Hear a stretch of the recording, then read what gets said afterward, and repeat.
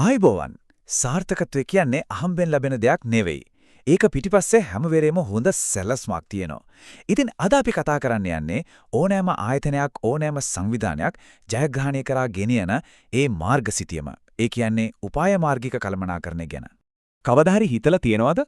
ඇයි එකම ක්ෂේත්‍රයේ තියෙන සමහර ආයතන දවසින් දවස දියුණු වෙද්දී තවත් සමහරක් එහෙමම වැටිලා යන්නේ?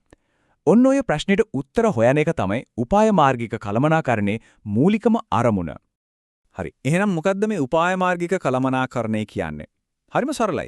ඒ කියන්නේ කළමනාකරුවන් එකතු වෙලා ආයතනයක අනාගතය වෙනුවෙන් හදන ගේම් ප්ලෑන් එක.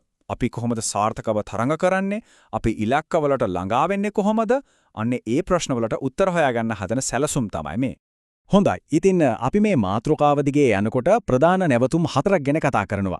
මුලින්ම මේ උපාය මාර්ගික ගමන කියන්නේ මොකක්ද කියලා පොදුවේ බලමු. ඊළඟට අපේ මෙහෙවර, ඒ කියන්නේ අපේ අරමුණ මොකක්ද කියන පළවෙනි පියවරට යනවා. එතනින් අපි ඉන්න වටපිටාව ගැන හොයලා බලනවා. ඊට පස්සේ තමයි වැදගත්ම කොටස. ඒ කියන්නේ ක්‍රියාකාරී සැලැස්ම. අවසානයේට මේ හැමදේම එකට සම්බන්ධ වෙන අඛණ්ඩ චක්‍රය ගැනත් බලමු.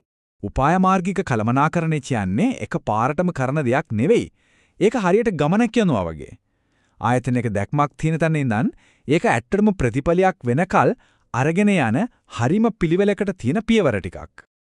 ඔන්න ඕක තමයි ඒ සම්පූර්ණ ක්‍රියාවලිය. පියවර 5කින් සමන්විතයි. මුලින්ම මෙහෙවර සහ ඉලක්ක මොනවද කියලා හරියටම හඳුනා ගන්නවා. ඊළඟට වටපිටාව විශ්ලේෂණය කරනවා. ඊට පස්සේ තමයි උපාය මාර්ග හදන්නේ. හදපු උපාය මාර්ග ක්‍රියාත්මක කරනවා. අවසානයේ අපි කරපු දේ කොච්චර සාර්ථකද කියලා ප්‍රතිඵල ඇගීමට ලක් කරනවා. අපි දැන් මේ එකින් එක ගැන බලමු. ඕනෑම ශක්තිමත් උපාය මාර්ගයේ පදනම තමයි පැහැදිලි අරමුණක්. ඉතින් පළවෙනි පියවර වෙන්නේ ආයතනයක් විදියට අපි මූලිකම අරමුණ මොකක්ද කියලා නිර්වචනය කරගන්න එක. ඒ තමයි අපේ මෙහෙවර. මෙහෙවර ප්‍රකාශය කියන්නේ හරියට ආයතනයක හඳුනුම්පත වගේ. ඒකෙන් අපි ඇයි මේ ලෝකේ පවතින්නේ කියන හරිම මූලික ප්‍රශ්නයට සරල පැහැදිලි උත්තරයක් දෙනවා. හොඳම උදාහරණයක් තමයි Facebook. එයාලගේ මෙහෙවර බලන්න ඔබ වටා සිටින මිනිස්සුන් සමග සම්බන්ධ කරන සමාජ උපයෝගිතාවක්. කොච්චර කෙටිද? හැබැයි ඒගොල්ලෝ කරන දේ සම්පූර්ණයෙන්ම කියවෙනව නේද? තවත් උදාහරණයක් තමයි ඒවොන්. එයාලා කියනවා ගෝලීය මට්ටමින් කාන්තාවන්ගේ නිෂ්පාදනය, සේවා සහ ස්වයං සපුරා ගැනීමේ අවශ්‍යතා හොඳින්ම වටහාගෙන තෘප්තිමත් කරන සමාගම වීම එයාලගේ මෙහෙවර කියලා. බලන්න මේකෙන් එයාලගේ ඉලක්කගත වෙළඳපොළ කවුද? එයාලට තියෙන කැපවීම මොකක්ද කියන එක කොච්චර පැහැදිලිද? හරි. දැන් අපේ අරමුණ පැහැදිලියි. ඊළඟට අපි සැලැස්මක් හදන්න කලින් අපි ඉන්න තැන, ඒ කියන්නේ ක්‍රීඩා පිටිය ගැන හොඳ අවබෝධයක් ගන්න ඕනේ. ඒ කියන්නේ ආයතනය ඇතුලේ තත්ත්වය වගේම පිටත ලෝකයේ වෙලදේවලුත් තේරුම් ගන්න වෙනවා. මේකට පාවිච්චි කරන හරිම ප්‍රබල මෙවලමක් තමයි SWOT විශ්ලේෂණය කියන්නේ. මෙතනදී අපි බලන්නේ අපේ අභ්‍යන්තර ශක්තින්, ඒ කියන්නේ strengths සහ දුර්වලතා, ඒ කියන්නේ weaknesses මොනවද කියලා. ඒ වගේම අපිට පිටතින් දෙන අවස්ථා, opportunities සහ තර්ජන threats මොනවද කියලාත් විශ්ලේෂණය කරනවා. හොඳයි. මෙන්න අපි යනවා මේ මුළු කතාවම වැදගත්ම හරියට. විශ්ලේෂණය කරලා ඉවරයි. දැන් වැඩේ පටන් ගන්න ඕනේ. ඒ කියන්නේ ක්‍රියාකාරී සැලැස්ම. මේක තමයි අදහස් යථාර්ථයක් බවට පත් කරන තැන. මේකේ ප්‍රධාන කොටස් තුනක් තියෙනවා. පළවෙනියටම උපාය මාර්ග සකස් කරනවා. ඒ කියන්නේ මොකද්ද කරන්න ඕනේ කියලා තීරණය කරන එක. ඊළඟට හදපු සැලැස්ම ක්‍රියාත්මක කරනවා. අන්තිමට අපි කරපු දේ හරි ගියාද කියලා බලනවා. ඒ කියන්නේ ප්‍රතිඵල ඇගීම්.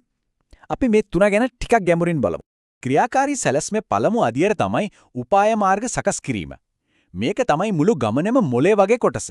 මෙතනදී අපි කරන්නේ අර කලින් කරපු SWOT විශ්ලේෂණයෙන් හොයාගත්ත අපේ ශක්තියින් සහ පිටතින් එන අවස්ථා කොහොමද උපරිමයෙන් පාවිච්චි කරන්නේ, ඒ වගේම අපේ දුර්වලතා සහ තර්ජන කොහොමද අවම කරගන්නේ කියලා හිතලා පැහැදිලි සැලසුම් හදන එක. මේ උපාය මාර්ග සකස් කරන්නේ එක මට්ටමකින් නෙවෙයි. මට්ටම් 3ක් තියෙනවා. ඉහළම මට්ටම ආයතනික උපාය මාර්ගය. එතනදී තීරණය කරනවා අපි මොන වගේ ව්‍යාපාරවලද නියැලෙන්න ඕනේ කියලා. දෙවලි මට්ටම තරගකාරී උපාය මාර්ගය. එතනදී බලන්නේ අපි තෝරගත්ත ව්‍යාපාරවල අනිත් අයත් එක්ක තරඟ කරන්නේ කොහොමද කියලා. තුන්වෙනි මට්ටම ක්‍රියාකාරී උපාය මාර්ගය. එතනදී අර තරඟකාරී උපාය මාර්ගයට සහයෝගය දෙන්න ආයතනයේ එක අංශය වැඩ කරන්න ඕනේ කොහොමද කියලා තීරණය කරනවා. අර දෙවණියට කිව්ව තරඟකාරී උපාය මාර්ගවලට පොඩි උදාහරණ දෙකක් බලමු. එකක් තමයි පිරිවැය නායකත්වය. ඒ කියන්නේ ක්ෂේත්‍රයේ අනිත් හැමෝටම වඩා අඩුම වියදමකින් නිෂ්පාදනය කරලා තරඟ කරන එක. අනික්ක තමයි වෙනස්කම් කිරීම. ඒ කියන්නේ අනිත් අයට නැති පාරිභෝගිකයින් හරිමාගය කරන සුවිශේෂී දෙයක් ලබා දීලා තරඟ කරන එක. හරි.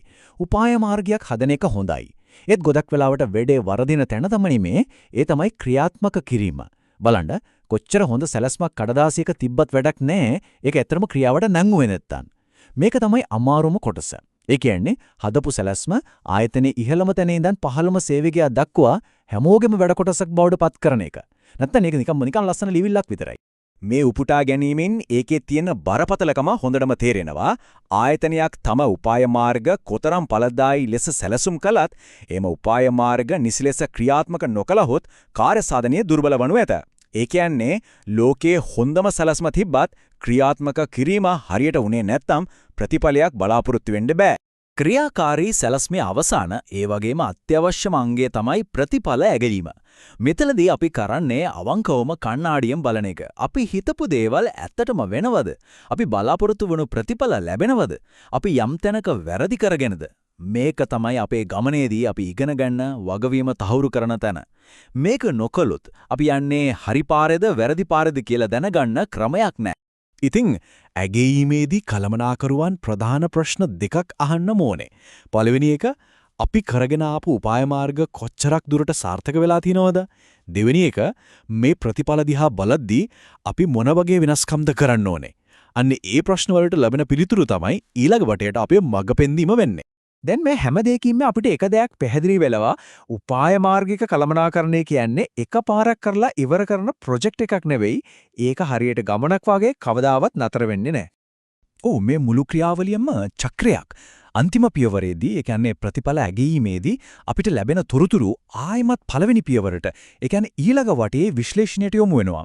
ඒ නිසා ආයතනය නිතරම ඉගෙන ගන්නවා, වෙනස් වෙන ලෝකෙට අනුවර්තනය වෙනවා. එහෙම වෙමින් තමයි ඉදිරියට යන්නේ. ඉතින් අවසාන වශයෙන් හිතන්න තීරණාත්මක කාරණයක් තියෙනවා. ආයතනයක උපාය මාර්ගය කියන්නේ එකපාරක් ඇඳලා ඉවර කරන ස්ථාවර සිතියමක් වගේ වෙන්න ඕනේද? එහෙමත් නැත්නම් පාරේ තත්ත්වය අනුව නිරන්තරයෙන් යාවත් කාලින වෙන අපිට හොඳම පාර පෙන්වන GPS පද්ධතියක් වගේ වෙන්න ඕනේද?